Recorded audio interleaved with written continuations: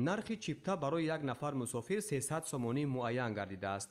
Тартиби хизматрасонӣ аз харидории чипта ва ба қайдгирии мусофирон дар фурудгоҳ оғоз гардида, барои анҷоми парвози бехатару бароҳат ҳавонавардони дорои донишу таҷрибаи баланддошта ҷалб карда мешаванд. Кормандони ширкати ҳавопаймоии Тоҷик Эйр бо истифода аз имконоти мавҷуда метавонанд дар як ҳафта 3 маротиба парвозҳоро дар масири Душанбе Рашт Душанбе анҷом диҳанд.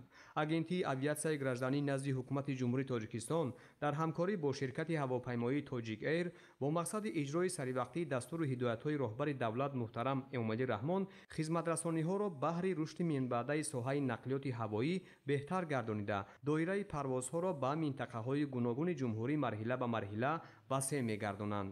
Давоми соли 2025 сеюмин хатсайри ҳавоӣ парвози худро дар масири Душанбе Рашт Душанбе баъд аз 33 соли танаффус дубора анҷом дод. ҳавопаймои Ан-28 аз як тараф имкон дорад ки ба 17 мусофир хизмат расонад. агарчи ин ҳавопаймо дар назар хурд тобад ҳам, вале пас аз парвоз ҳар як нафар шоҳиди манзараҳои зебою дилфиреби Тоҷикистон мегардад. парвоз дар масири Душанбе Рашт Душанбе дар 35 дақиқа анҷом ёфт. дар фурудгоҳи ноҳияи Рашт намояндагони мақомоти иҷроияи ҳокимияти давлатии ноҳия, сокинону ҷавонон ва аҳли фарҳанг аввалин мусофирони хатсайри Душанбе Раштро бо хушнудӣ истиқбол гирифтанд.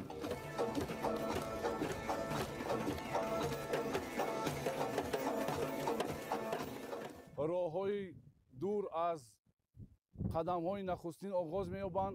бошад ки ин қадамҳо ба мардуми ноҳияи Рашт қадамҳое ки аз ҷониби ширкати Тоҷик Эйр имрӯз ин иқдомро пеша гирифтаанд ва ин қадамҳо ба мардуми мо шодию фараҳ биёрад. имрӯз хурсандию шодии сокинони ноҳияи Раштро ҳадду канор нест, зеро маҳз истиқлолияти комили кишвари азизамон ки тавассути заҳматҳои хастанопазири асосгузори сулҳу ваҳдати миллӣ пешвои миллат президенти ҷумҳурии Тоҷикистон ба амал омадааст. имрӯз дар тамоми гӯшаву канори кишвари азизи мо корҳои ободонию созандагӣ вусъат доранд.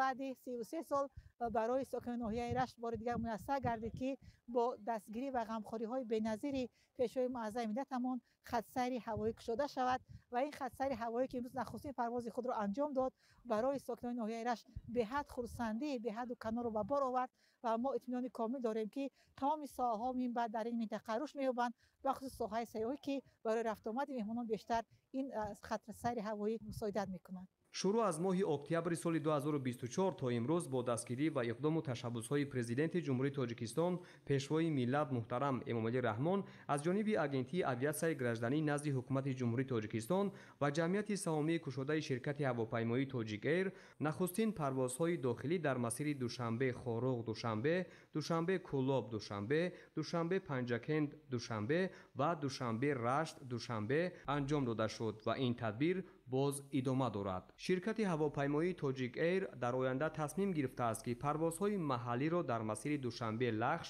Душанбе Ишкошим, Душанбе Ванҷ, Душанбе Рӯшон ва Душанбе Айнӣ ки қаблан анҷом дода мешуданд, бо истифода аз имконоти мавҷуда барқарор намоянд.